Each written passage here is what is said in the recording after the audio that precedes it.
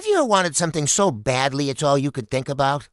So much that it became a constant, heavy ache in your heart? Today, I want to tell you about a woman named Hannah who felt exactly that way. Hannah lived a long time ago, and she was a good person with a loving husband. But there was one thing missing from her life that she desperately wanted: a child. Back then, having children was incredibly important, and not being able to have them brought a lot of sadness and sometimes even shame.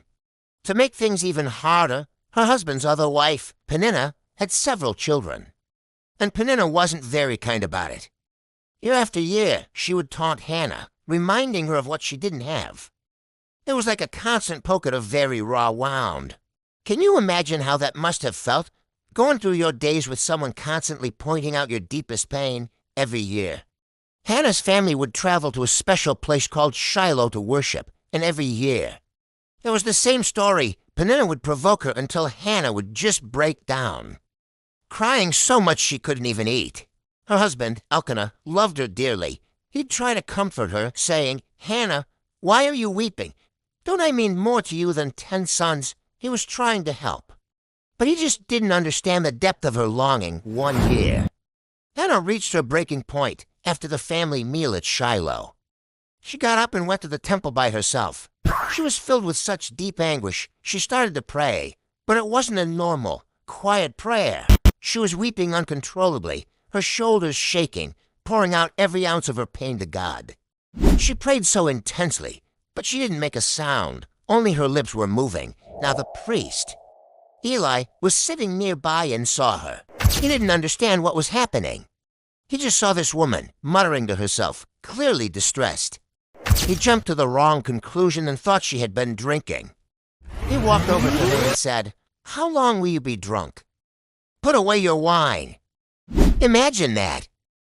You're at your lowest point, sharing your most vulnerable feelings with God, and someone accuses you of being drunk.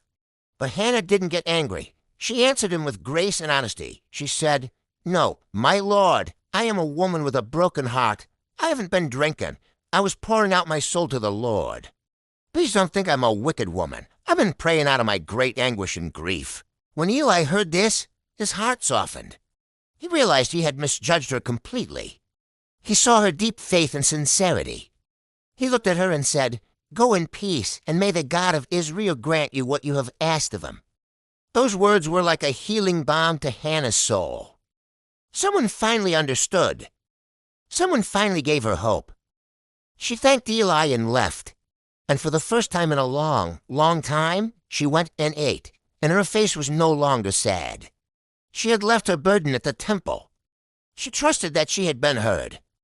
The next morning, the family worshipped one last time before heading home.